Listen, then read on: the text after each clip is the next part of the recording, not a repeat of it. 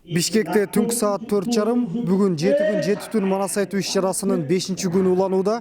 Мен келген маалда жаш манасчы Азиз Биймырза уулу манас айтып жатыптыр. Ушул саатта дагы манасчылардын манасын көргөнү, укканы келгендердин саны аз эмес.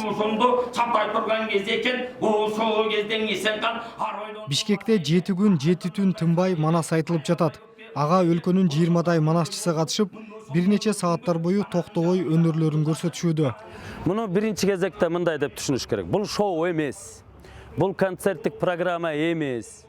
Бул кыргыз элин манас дүйнөсүнө, мейли манас эпосуна деп коелу, тартуу. Иш-чара 4 декабрда белгиленүүчү Манас күнүнө карата өткөрүлүүдө. Бир апталык бул долбоорду Саякбай Манасчы эл аралык коомдук фонду быйыл 2-чи ирет уюштурууда. Бул жерде 7 күн 7 түн манас айтылат экен.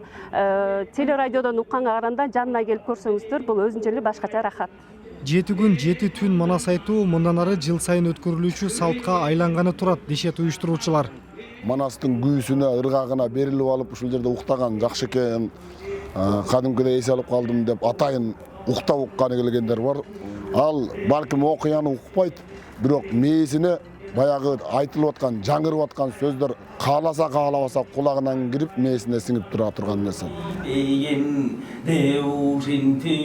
Мындан 2 жыл мурда 2013 жылдын 4 декабрында Манас Семетей Сейтек эпостары Кыргызстандын атынан ЮНЕСКОнун материалдык эмес маданий мурастар тизмесине киргизилген. Жана бул күн Кыргызстанда Манас күнү деп жарыяланган.